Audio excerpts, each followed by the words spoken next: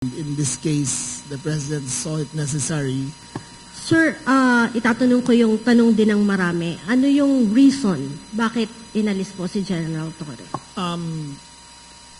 Precisely because we are a country of laws and not of men, that the institutions must be larger than the people who run it.